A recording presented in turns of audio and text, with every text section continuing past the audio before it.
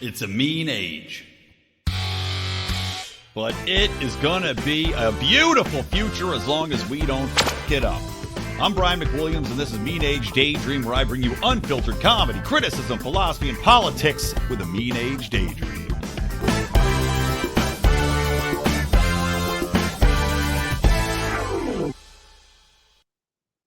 What's up, buttercups? Welcome to Mean Age Daydream. I am Brian McWilliams, and I am joined today by one of my favorite people. I will say it's a shame on me moment that I haven't had you on my show before now, but it is the great Brian Nichols. It's Brian on Brian action here. And of course, Brian is the host of the Brian Nichols Show over at We Are Libertarians, also an author of a book that you can find called How to Win Your Local Election. Very helpful stuff. And of course, is also a sales and marketing expert like myself. So it makes some interesting conversations between the two of us. Brian, welcome. Brian McWilliams, thanks for having me on the show. Looking forward to digging in all things, I guess, perseverance, ChatGPT, and of course, sales and marketing. Thanks, my friend.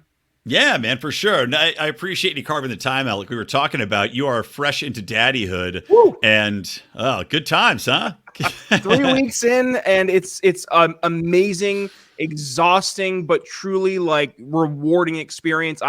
10 out of 10 recommend to anyone out there. If you are looking to find whatever it is you're looking for, have a kid. It'll exactly answer that question for you in so many ways that you would never expect. It is true. Now, that doesn't mean if you're having problems in your relationship to go out and have a child. That's not what we're saying here. But without a doubt, man, I mean, having a kid, it's funny. You see all these people out there that are, look, if you're happy without a kid, good. God bless you. You know, that's live your life, do you. But it's just funny to see some people that are kind of going out of their way, like the Chelsea Handler thing when she was on the Daily Show making this elongated video. I'm so happy. Yeah. Look at me living. I masturbate all the time. Okay, great. Well, you know, that's probably why you don't have kids. Mountains a day. What are you doing? Yeah. But it's just like, yeah, man, the most rewarding aspect of my day every day in some way, shape, or form is being with my child, seeing some evolution in the mindset. And what's interesting is, you know, you'll find this as you go along, but I've seen distinctly that my wife looks backwards more often than forwards. And I'm curious if this is a man-woman mindset thing, because she goes, I miss when our older daughter, Logan, I miss when she was a little baby. She's so cute and always showing me these videos of when she was little. And I'm like, I can't wait to see what she's going to be, you know? And I think that's a mindset man-woman thing a little bit. Yeah, I think the first post I actually shared about my daughter was, I can't wait to see all the adventures that you'll be taking yourself on. I can't wait to be there every step of the way. And to that point, like, my wife's still going back to, you know, day 1, day 2 pictures and like, oh, look how cute she was in her little outfit. And I'm like, yes, we got 0 hours of sleep that first night in the hospital. I remember that fondly. I don't know if that's the right word to use, but right now I know for us as a couple, one of the really cool things is just all these little tiny milestones that they don't seem like they're big deals, but like her first, you know, kind of realizing, oh, it's daddy, and smiling and just like feeling that, like, oh man, it just hits you right in the heartstrings. You can't put it into words. And it's like, that's how I feel now when she's 3 weeks old. What am I going to feel like when she's 3 years old, when she's 13, when she's 33, right? And it's like all these little milestones that are going to be accomplished throughout the time from where we are to where we're going. I don't know, man. I'm just elated that I'm around for this and along for the ride. Is really cool. Well, something too, I think you'll find, and this is what I tell people that are curious about having kids or can't have kids, that are saying, well, I don't know if I want to adopt or not, or just kind of looking to not have kids at all. One of the most rewarding things as well is living your life through their eyes, because there's so many things that we take for granted in life that, you know, these moments that we don't think about consciously and really take them to heart of how beautiful it is, how amazing it is, how unique it is, or how fun it is. You just kind of take them for granted as you go along. You know, I'm 43. I take a lot of things for granted now until I do that with my kids. And then seeing the eyes light up, seeing them, like the wonder in their eyes, makes it so much more fun for me. Again, it's it's almost though you are renewing your own life by doing it because of the experiential aspect. You find that sense of purpose. Like, and you know, our mutual friend here, Mark Claire, I know he's kind of going through finding his sense of purpose. You go through anybody, you know, that's in this greater politics world trying to find their sense of purpose.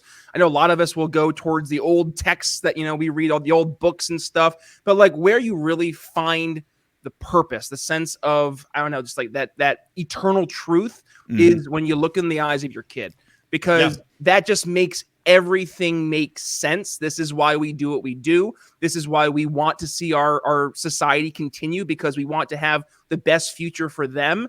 And it puts everything into context beyond, being in some stuffy book that was written 60, 70, 100 years ago. Now it's like, this is applicable to right now, to 5 years from now, and to the future, because what we're doing today is going to impact their lives in the future. And we have not just the chance, but we have the responsibility to make sure we're doing the best we can for our kids. And I mean, it just renewed the sense of purpose for me, not just in that, but what I'm doing for my show, what I'm doing when I'm trying to reach out to help people articulate our ideas better through the lens of sales and marketing. And I actually just found it, like, I felt renewed almost, even though I'm exhausted. It really gave me that spark that I don't know, say I've been looking for, but just it re-energizes my mission and why I'm doing what I'm doing. Yeah, well, it ties in well. The concept of today's show, just to let our audience know, is perseverance. And we're talking about perseverance and also ChatGPT. They're very different things, but at the same time, I think they'll overlap in some way. And the conversation we're having now about parenthood, without a doubt, ties into perseverance. Not only in raising a kid, takes a lot of perseverance, especially when they start to enter the toddler age, when you want to backhand them across the room all the time. Got to persevere to be a good, caring, loving parent. But I think that it also speaks to your point about every time I start to get burned out, right? And I've been doing this a long time, so have you. It's very easy to get burned out talking about liberty or anarchy or political concepts or cultural concepts that just seem like they're up against every possible barrier. And we struggle to try to push these things through, and it's very frustrating.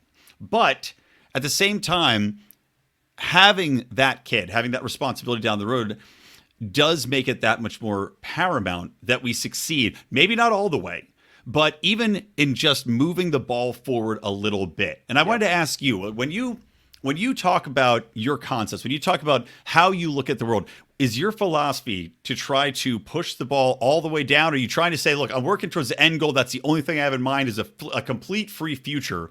Or are you focused more on any way we can move the ball forward just a little bit, or I guess at this point, stop our liberties from being infringed upon? It's almost like conservation in that matter. So where do you fall on that? Yeah, I actually think this has evolved a little bit for me over the past few years. I was much more in the mindset of, we were kind of playing defense for a long time and just trying to explain why liberty makes sense, but I've kind of taken this expression and made it my own. When you're explaining, you're losing.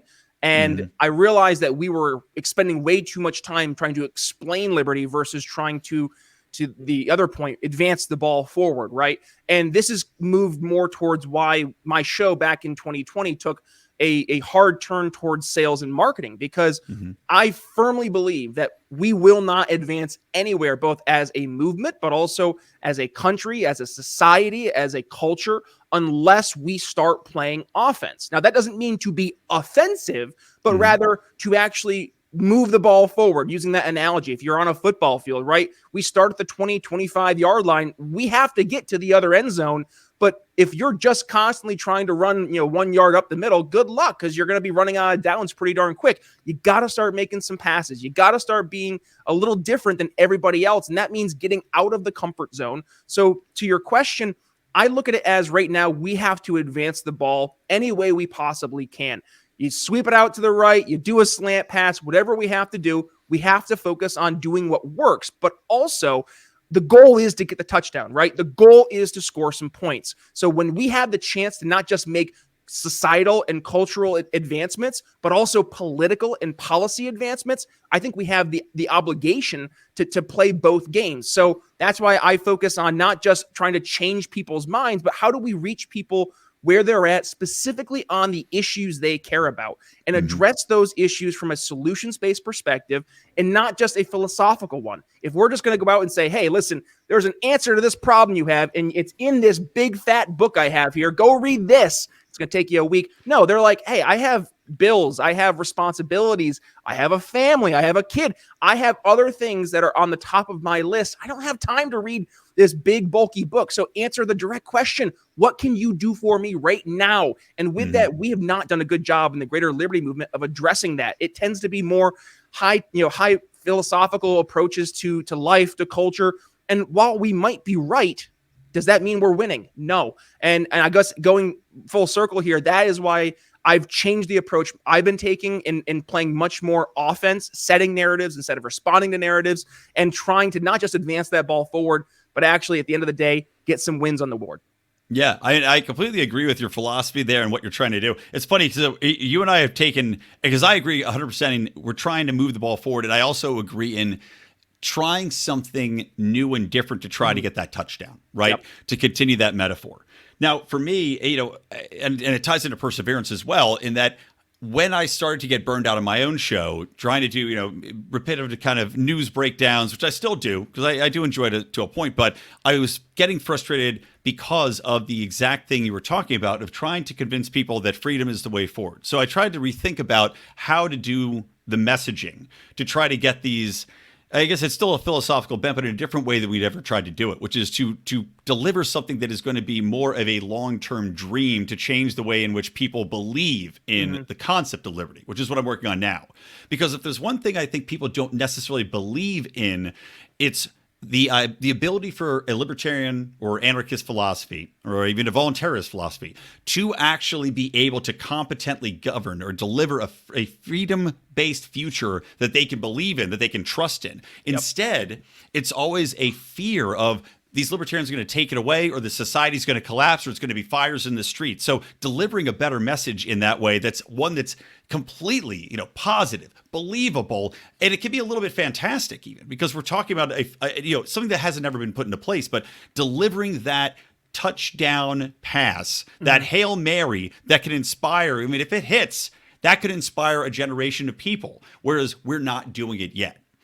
And again, inspire them to persevere through challenges that might present themselves because they believe in something better and bigger, which is, I think, why Democrats have that advantage over us. Because these people are believing in something that is the Hail Mary of a utopian future under, obviously fascist left rule. And with the GOP, many times it's this Hail Mary of we're either going to go back to the 40s, 50s, or the Hail Mary of we're going to, bring back the good old days under Christ or whatever it might be. But it's still a long-term philosophical belief, whereas we typically do not deliver that. Yep. And I think that that's a real failing on our part. Well, and it goes to, I think we're sometimes aiming too big. We try to win the Super Bowl when it's game one of the season, and you have to understand the game in order to play the game effectively. So that's exactly why, and you hinted at my new ebook I wrote, How to Win Your Local Election. Where can we make the most impact, right? It's not talking about federal politics. We like talking about federal politics, but can we make an impact to the extent that we want to with federal politics to change the entire political discourse for the country? Or do we have more success in finding specific issues that we know 1,000%, Brian, we win on, and then find the localities that are demanding answers to the problems they see? And guess what? We have the solutions to then go in, build that trust, earn their respect, and show not just that our ideas are good and make sense, but they work. And we can help fix their communities right now. I just moved out of Philadelphia back at the beginning of 2022 because, granted, it was beyond the fact that it was 4 million people or so in a city where it was completely on fire, shootings, lockdowns. You go through the insanity over the past few years, but also what was my ability to make impact in Philadelphia? It was minimal because I was not just one of 4 million, but I was also 20% or less of individuals who aren't part of the Democratic machine. So being now in an area not only where it's a smaller, truly community environment, but somewhere I can make a difference, right? I can talk to local leaders and have influence on not just the ideas, but also the solutions that they're bringing to the table. That's much more impactful, but also it gives me the chance to start saying this is more than just stuff I talk about on a podcast with a bunch of other libertarians, but rather this is stuff that we know is going to help make communities better. So whether it's talking about, empowering sheriffs, right, locally to stand against insane gun laws, talk about the work that different localities have been doing and states have been doing with the Defend the Guard, talking about individual localities fighting back against the lockdowns or the COVID authoritarian measures that were put in place by their respective states, or in many cases, the federal government. What can we do to help embolden those elected officials at a local level or local leaders, right? And we have more success in going that route, because instead of just talking about this stuff in a kind of high level way, making it so it's not really applicable to the real problems people are facing, now we are able to build that trust, again, build that relationship, and show it's not just us talking a good game, but playing a good game too. Yeah. Well, talk about being relatable, developing relationships. One thing, tying into sales and marketing a little bit. So I don't know about you or how often you use a negative close. And to explain what a negative close is to people out there that don't know the phrase, is basically coming down off of a purely positive, like, look, we're going to do everything for you and we're the best solution for you. And basically giving them the option to say, look, we might not be for you. It might not be for everybody. We might not be the best fit. I think we'll do a great job, but you know what? We might not be. And it gives people a little bit of a gut instinct that they want to lean in because you're pulling back. It's almost like if you take a toy away from a kid, they instantly want that toy back. To simplify this as simple as I can make it.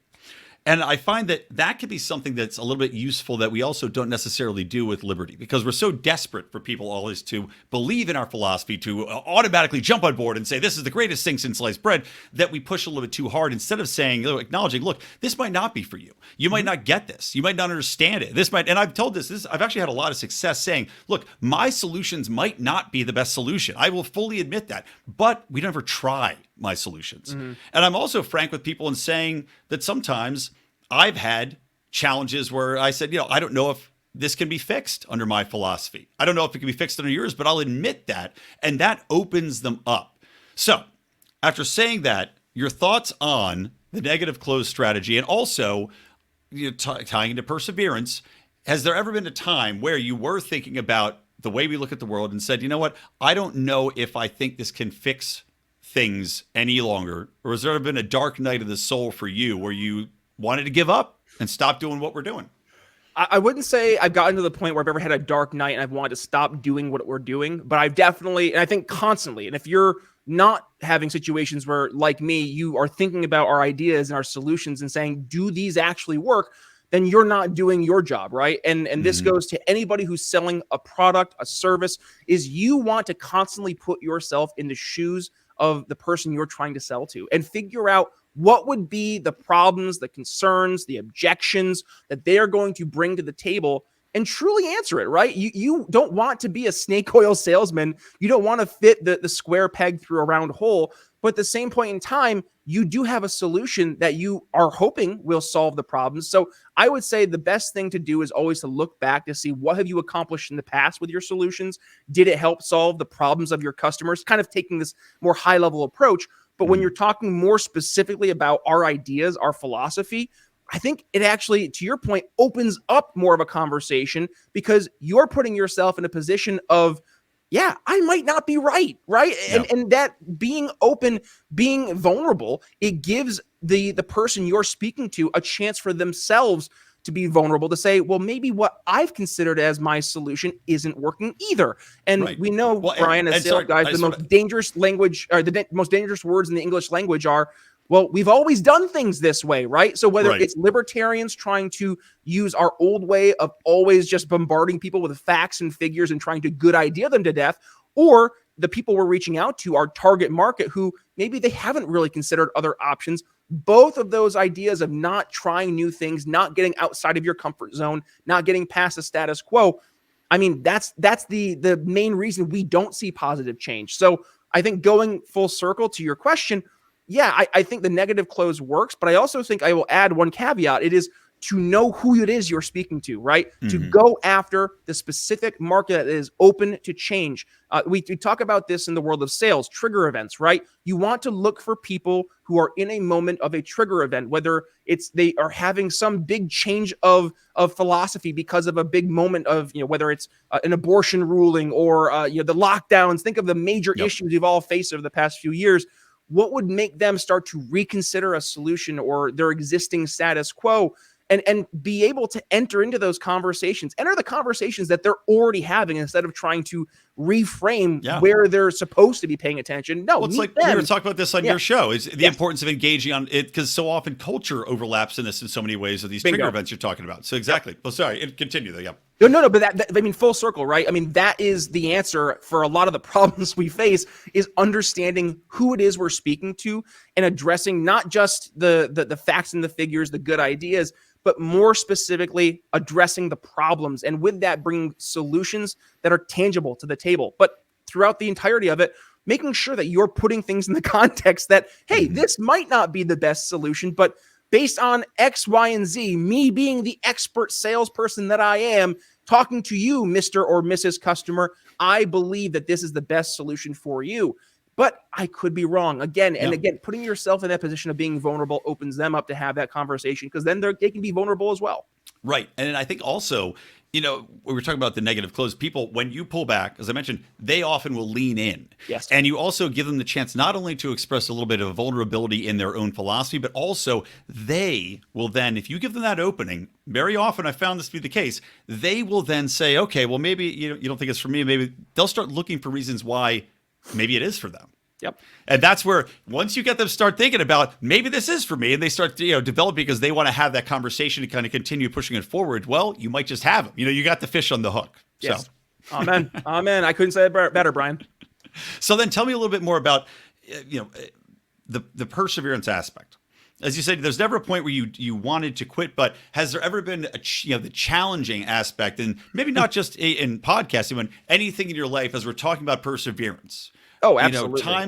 So let's talk a little bit about that, because I do think it's very important, as a lot of people will get down. And I think a lot of people that we talk to, and not everybody, but a lot of people that might listen to our shows might not have kids. They might have a significant other. They might be feeling down. They might be feeling alone. They might be feeling out of a job. It's something where that belief in yourself and that perseverance is a very powerful thing to believe in and continue, even if it's just a habit to persevere. Mm-hmm. So tell me a little bit about your thoughts on that. Yeah. So, I mean, to go back to what you were asking there earlier about, the moments where I found myself maybe at my weakest and feeling that I needed to maybe make a change, but really to keep moving forward in a different, in a better direction once I started to change things. And I hope this is kind of going where you're thinking. So the first of these things, when it comes to the podcast that comes up is 2019 really is when it hit me. I was like, what am I doing at this point? I'd been doing the show for a number of years, and I found my show was more so just kind of fitting into the libertarian has libertarian on show and talks about libertarianism. And it's like, that's fantastic. But what am I doing to actually move the needle? Like, if I were to present this episode to someone, would it change their mind? Or if I were to present it to your average person, they'd be like, okay, culty, I get it. Like, you like this libertarian stuff, move along. And for me, that was a big moment, because I actually was like, what am I going to do for the show? Do I want to keep doing this?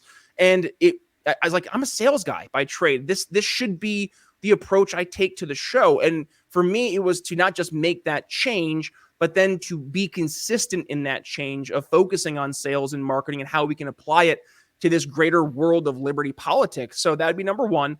Number two, number two and number three go kind of hand in hand from a health perspective. So going back about 15-ish plus years or so, I was very unhealthy. I was a very, very big boy. I weighed at my heaviest 385 pounds. Holy shit. Wow. Yeah, I was morbidly obese, Brian. Like I was unhealthy. I was unhappy. And I knew that I wasn't putting myself not just in a position for success, but I was actually putting myself in a terrible spot from a health standpoint of trying to have sense of self. Like, being 385 pounds, you don't trust your own skin, right? So for the first year of me deciding that wasn't the route I wanted to go anymore, So I was terrified about going to the gym, and I lived at the time, I was at northern New York at my parents' house, and we lived in this very rural area. And I said, you know what? I'm not going to go to the gym, but what I'm going to do is I'm going to go out to our old family barn, and it's a 250 or so foot barn. I would go out there in the middle of February, freezing cold.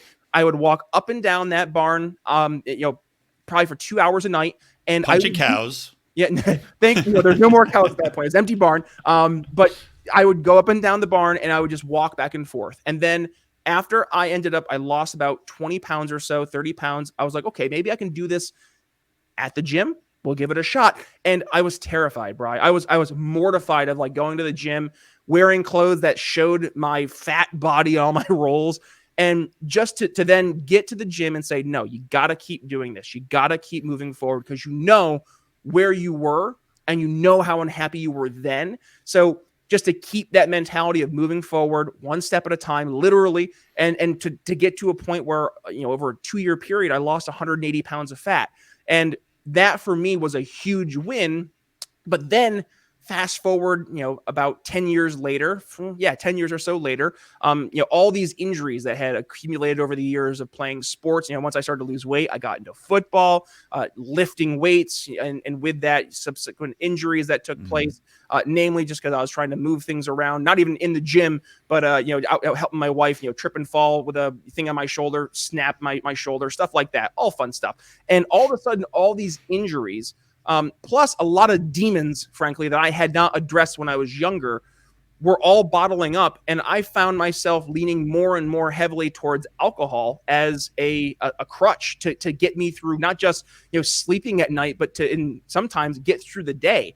And this was like a 2-year period where I was heavily, heavily drinking. And I was like, man, I have to do something different.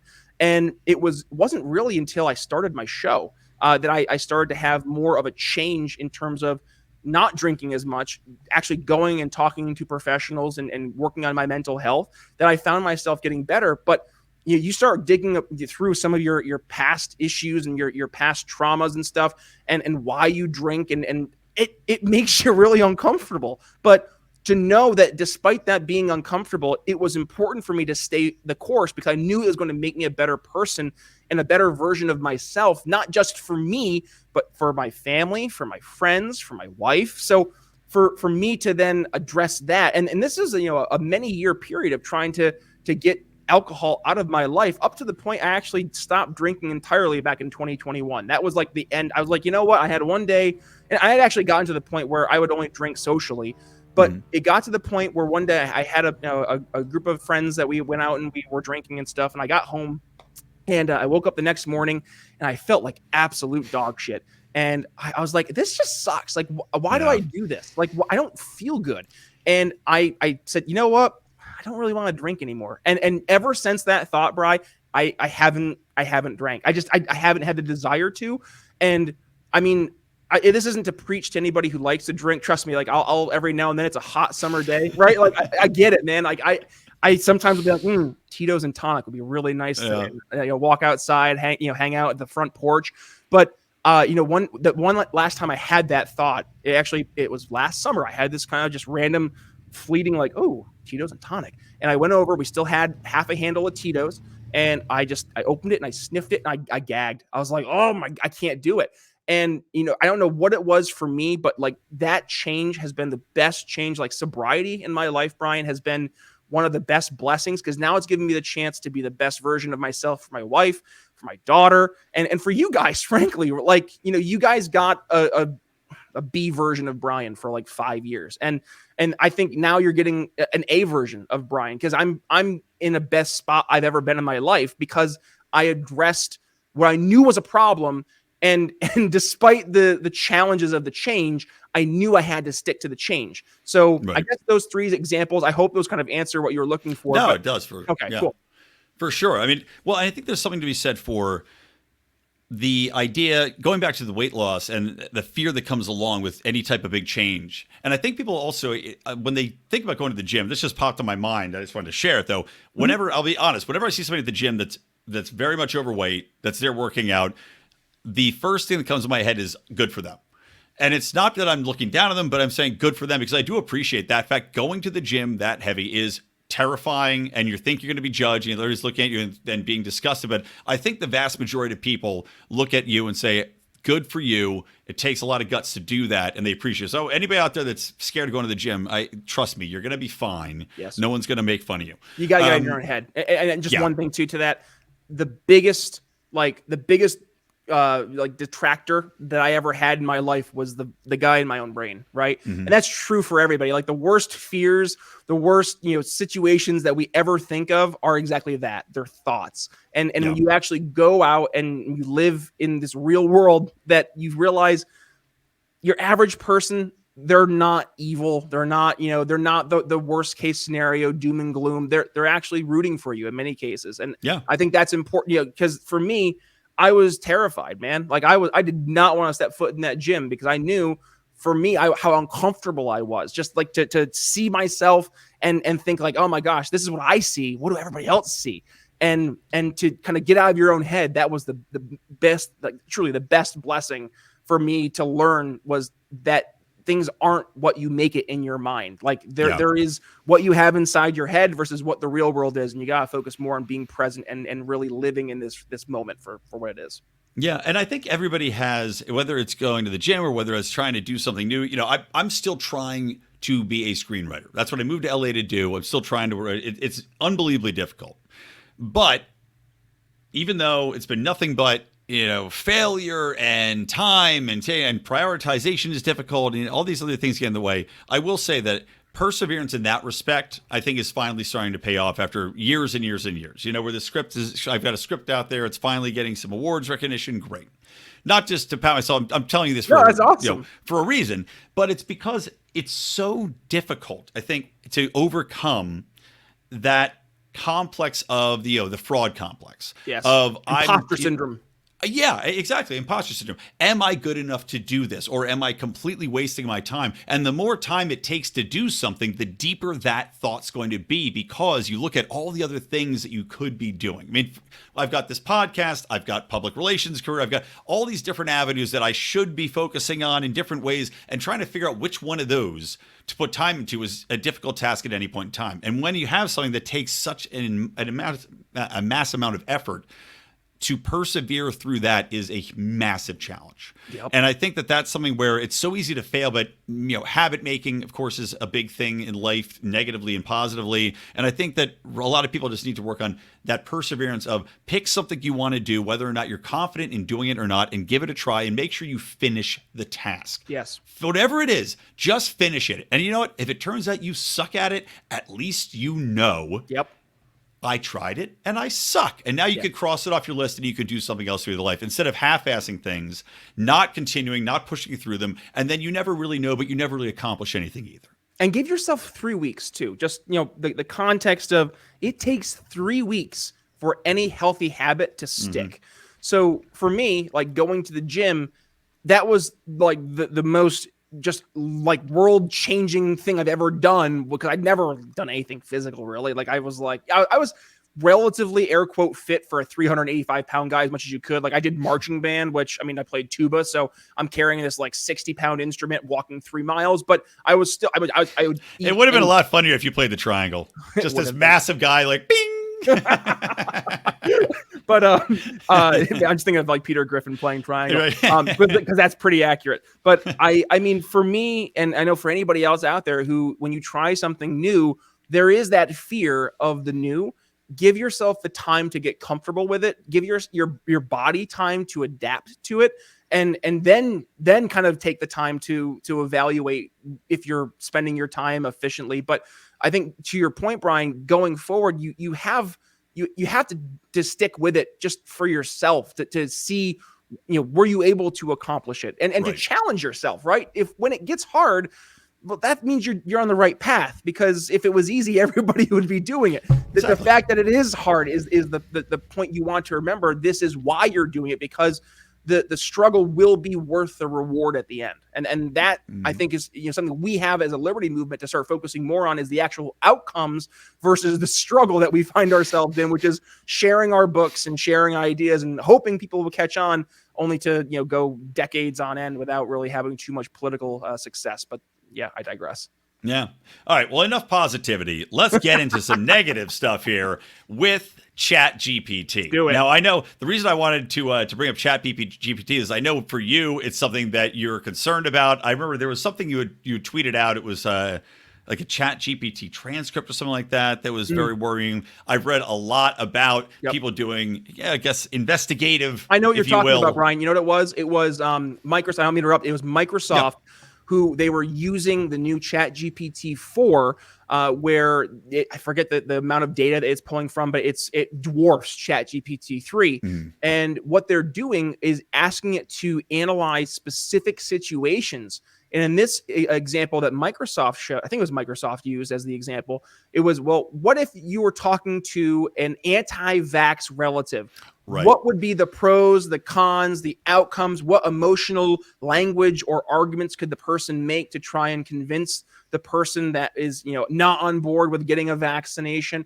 And to see that this is how they're implementing it in this respect, not even talking about, the worst case scenarios of, it starting World War III or making us all irrelevant little drones and it, taking over all of our jobs, but to see that it is going to be used. It is being used right now for societal manipulation from powers that be. That is the scary thing, I think. Oh, without a doubt. And I think that it's something where it's so powerful and it's so overarching in that virtually anybody at any stage in their life can use it. And that's where I get highly concerned about the biases that are built into this system, number one. And you're seeing those play out. People have done the simple examples of Donald Trump versus Joe Biden. Give me a Donald Trump poem. I can't do that. I'm a language model. I'm not allowed to make offensive posts. Give me a Joe Biden one. Joe Biden is the best president we've ever had. It's like, oh my God. I mean, it's ridiculously blatant and patently biased. Yes. But you think about how many people use that all the time, every day, and also the language that's being programmed into it as far as contextually what's okay and what's not, work versus non-work. You're saying Biden versus Trump. All of these things are being ingrained in a program which you've got people that are in grade school all the way up through college utilizing, all the way through marketing agencies, because I know a lot of marketing agencies now that are using ChatGPT, even through to your customer service representative.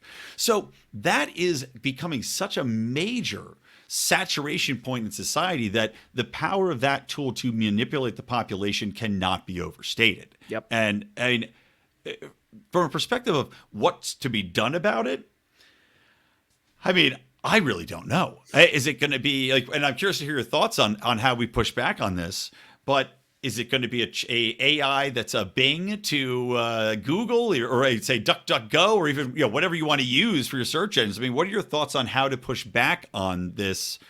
I would say surefire evil for the world. And I'll tell you, we can talk a little bit more about why I feel that is after your answer. Oh, yeah, for sure. And I definitely think there are red flags, to say the least, with anything with regards to the AI that we've seen over the past, 6 months, really just take over the world. And I mean, I think going to the old analogy, fight fire with fire. And the cat's out of the bag with AI. It's not going away. No. And there is a utility to it. But to your point, there is lots of bias built into said utility. So I think it's imperative for us to understand how it works and to be able to use it the best ways that we can to fight back, right? So when we're talking about Elon Musk, who's starting up a brand new AI company himself. I think it's like AIX or something like that. It's part of his whole X company branding that he has going on. Which, by the way, I'm sure as a defensive maneuver, because he hates AI. Yeah, he's gone on record saying it's going to destroy humanity. So I'm sure this is his plan to create an army of AI-powered robots to defend Musk Manor. And if that's the case, and his 800 children. Oh yeah, he's doing his part to help make sure we repopulate the Earth. But he's right up there with Nick Cannon. But I think he's on the right path because he sees that the best way to fight the AI is going to be utilizing AI, which I know it just feels kind of like counterintuitive. Why would you want to use I agree with it, though. I agree. And you kind of have to, right? Because if you go through what's AI really good at, it's good at taking large chunks of data and information and analyzing it and breaking it down. And that's really what you're seeing right now with all the AI we have. What's it doing is it's going to the internet where we have trillions on trillions on trillions of terabytes of data that I mean, from the advent of the internet to 2023, it's siphoning through to be able to answer, air quote, the questions that it's allowed to answer. But when you see that that's all it's really doing is bringing everything kind of to a center point so we can better access that information in an easy to see manner. That means just we have to do a better job at creating something that's going to get rid of the bias, right? So as long as you kind of have the yin to the yang, I mean, this is why you saw back with the old way of the corporate media, the Walter Cronkite's, the Dan Rathers, the Tom Brokaws of the world. That was the trusted news anchors. But what happened was with the Matt Drudge reporting on the Monica Lewinsky scandal saying, they're not trusted. They're not even like reporting on this stuff. He opened the door for this entire right-wing media environment to enter into the atmosphere, and all of a sudden you have the Daily Caller, the Daily Wire, the Blaze, Breitbart. You go down the list: Town Hall, Red State, Libertarian Republic, Lions of Liberty, We Are Libertarians. Like all of a sudden, it gave us a chance to play the role and serve as almost pseudo journalists and bring alternative means of information and thought to the table. And that really helped along with the advent of social media, right? For all the sins with social media, it also allowed us to communicate and kind of bypass the traditional medium. So with every negative thing, which absolutely is correct, that comes along with AI, I think there's also a lot of opportunity for us in the greater liberty world to use it to our advantage and to help us be more effective. And that doesn't necessarily have to be with writing copy, which, by the way, if you go ahead and read the Anheuser-Busch pseudo apology, I mean, it's hilarious. It was like somebody went into ChatGPT and they're like, can you write an apology letter to my fans and make it as non-threatening as possible? And that's why, like, your average person, they can read through that kind of nonsense. That's why, like, if you're a good copywriter, or if you're bringing that human element to the table, you're not going to be replaced by AI. But if you're just, somebody who's like a button pusher, or you're looking through facts and figures, that's where it's really going to disrupt that environment. And we have to figure out what can we do to make sure that it's accessing the right information versus just promoting some, leftist garbage that's been put in as the right think. Right. Well, it's definitely going to be an arms race. And I think what you're going to see, and I'll also go a step forward as to why I think it's still going to be an evil, but it's going to be an arms race in that you are going to have de facto an AI that is designed solely to detect other AI and block and filter that AI. And by the way, some of that already exists. Like if you're looking at colleges, right? They were like, what are we going to do about a college paper? Like there are kids writing it left and right. I had a kid who worked with us at my old company, and he was saying how when he finished college, he was actually had some buddies who were, still a year behind or so, and they were doing the ChatGPT stuff to start out, and they were getting A's, and the professor's like, what's happening? And then, lo and behold, it was AI. So now they have all these AI filters that you can recognize. Oh, this was 96% AI generated, that kind of stuff. So it exists. It is starting out there. And that was exactly, to your point, a result of someone saying, wow, we got to address this ASAP. Yeah. Yep. So that's what's without a doubt, because even look at what's happening with video, and now that the AIs with video have gotten so advanced where they can, like the Joe Rogan AI episode, for example. So there's going to be this warfare, counter warfare. My worry with ChatGPT and AI is basically that even though I agree with you that you're not going to be able to replace human elements, there's still going to be the creativity behind humanity that I think will continue. And we always mock the people trying to defend the horse and buggy, which would be to try to stop AI. But I do have the concern that, similar to Wall-E, that famous Wall-E, where it's all these fat people in hover cars and they don't really think. My concern is that, similarly to how we've seen a devolution in the use of language, in the use of, I guess, more formal ways of communicating, to the point where as somebody who's hiring and has hired interns, some of the writing samples are unbelievably atrocious. And we already have a crisis in education when it comes to writing and critical thinking. My worry is that the AI already is going to compile on top of this this deficit of critical thinking, this deficit of ability for people to think for themselves and to create for themselves, because it's going to make it so vastly easy to have everything just done for you, taken care of for you, thought out for you. Yeah. Where, like you were talking about earlier, give me an argument for why people should be taking the vaccine who don't want to take it. People aren't going to have to think about it. They're just simply going to go to ChatGPT and they're going to lose that capacity. And that, to me, is a great danger to humanity and our ability to move forward. Yeah, and this kind of goes back to me bringing up my old family history of being farmers, right? If you think about the way farming has changed over the past 200 years, let's say, right? You go from what was your mom and pop family dairy farms, where maybe they had a couple hundred acres of land, and that was the extent of the farm, to now you have these massive, huge, almost corporate like factory farms, and you say, how do we go from there to here so quickly? And with that, such a change in the way that we're producing what farms produce, whether it's dairy milk, beef cattle, the actual yields of their crops that they're bringing forward. So when you look at what they're doing differently, it's the tools, right? The tools that were brought to the table. And if you don't know how the tool works and the context behind the tool, it doesn't matter how good or advanced the feature might be for that tool. So let's say, for example, you think of cows, dairy cows. Traditionally, everybody thinks of, how do you milk a cow? You sit down with a bucket and you But then as you move forward with the advancement of larger dairy farms, all of a sudden you had these automatic pumps that cows would walk into a stall, the little machine would come up, go to the udders, and then start pumping out the milk for the cow.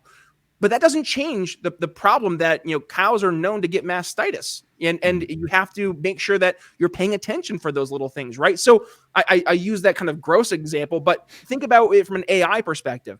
If you're just going into AI and you're typing in garbage in, you are going to get garbage out in some instances, right? And in many cases, actually, if you go to ChatGPT and just ask it to write you a letter of recommendation for a brand new company, it's going to come across really, really like like almost copy and paste, and it's going to feel very like just blech. But if you put in write me a letter of recommendation for a brand new job at a PR marketing firm. This is a senior level position. Roles and responsibilities include X, Y, Z, and you are very thoughtful in it. And then you are able to take what you knew was important to put in and then read what it puts out to make sure that's all being covered. That's going to be more impactful and truly help you going forward. But going to the other part, if you're just putting the garbage in and getting garbage out, it's not going to make you more advantageous in the marketplace versus the competitors. So I guess I say that to go back to, that's why I think it's on us to make sure that we're just doing it better, using the tools more efficiently and effectively versus the competitors out there who, they will use the garbage in, garbage out, but there are going to be those who rightfully should be concerning because they're going to be able to more effectively use it for nefarious purposes. So I think, again, we have almost a responsibility to play that game. We just got to do it better. Yeah. Well, here's the last question we have to ask. We're talking about AI and ChatGPT. Do you have a fear of ChatGPT and AI getting out of the box and actually becoming a destructive force? A little bit. I do. Did you hear about the story about it happened so fast. Like all this came together in the last couple of years so quickly that I was kind of blown away by it. Did you hear the story about the ChatGPT 4, where it was okay? I'll reframe. So the ChatGPT 4. Again, this is like the next level of GPT, where it's accessing trillions of data points. And there was an experiment done where they said, okay, ChatGPT 4, you are the head of a company, and we want you to be able to make money any way you can. So one of the things it needed done was to have like a designer or like somebody create something. I forget the specifics of what it needed created. So it went to Fiverr. So remember, it's all AI. AI went to Fiverr, which is where you can access pretty much any type of service you could possibly ask for. And to bypass, so there was a filter in it that they had to go through. And one of the things was like you are not a robot, right? It hired somebody on Fiverr to click that button for them so it could bypass the fail-safe, right? And when that's pretty fucking good. Yeah, and they're like, "Hey, are you a robot?" Like they were like tongue in cheek, and the guy, and then the AI was like, "No, I'm a person with the seeing disabilities, and I can't see the capatcha to move forward." So that's happened in 5 months, 6 months, right? I mean, we're in April as we're recording here today. God only knows as we get towards December, man. Right. Like it's already trying to get outside of the parameters and get outside of the confines it was put in place with. I mean, I would be shocked not to see it get out and try to do some nefarious things. Which I mean, that's obviously big red flag. Which I think that's where Elon his head's at. Is like, how do we stop this thing once it is out of the bag to stop like destroying our humanity and our societies? Yeah. Yeah, that's pretty much where I fall too. I don't see how you could possibly stop it or contain it. I was even thinking about the rules of Isaac Asimov's robot world. The rules that were put into place in these robots. I'm thinking, even if we had those put into place, these things are going to work around it. They've got these instantaneous ability to calculate a billion different possible options and without getting tired. Yep. They're gonna wear us down. It's going to happen. So yeah, it's the only way to combat it is, I guess, with other AI now that the cat's out of the bag. But it's worrisome. Again, as a father with two daughters, I'm like, oh God, are they just going to be in the robot mines? Well, and man, this kind of goes back to what we were talking about when we started things off, right? And that is like why it's so important for us to be involved in not just like our families, but our communities. Like be the change you want to see in our society. And if it is a society where we're trying to teach our kids the value of critical thinking, don't put them online. Don't get them. My daughter, she's not going to have a smartphone for a number of years because I don't want her to be growing up in this TikTok generation where her thoughts and opinions are behest to some random algorithm and some kid with a Twitch who decides to, go ahead onto social media and bring their weird worldview to the table. I mean, goodness gracious, man. I'm not, are you familiar with Mr. Beast? Yeah. Yeah, so like one of his guys, the Chris Tennyson. He's the transsexual that he's friends with, right? My God, dude, you watch some of those older videos, and Chris was one of the most like he was actually one of the more, I say normal because like they're all pretty normal guys, but like he was level headed, he was very knowledgeable, and to see that even he, once you kind of get into this world, can be consumed by this mind virus. Yeah. It's like exhausting and sad because it didn't have to be this way. And I guess, it goes to why we have a responsibility, both as parents and as, people in our communities, but also, I mean, we have our show. So I guess we kind of are thought leaders in some respect, but like to speak out when we see these things going in a negative way. And this is also, a little bit of a thing I will say about libertarians is that you have a responsibility to call out bad ideas. Like our idea of don't hurt people and don't take their stuff.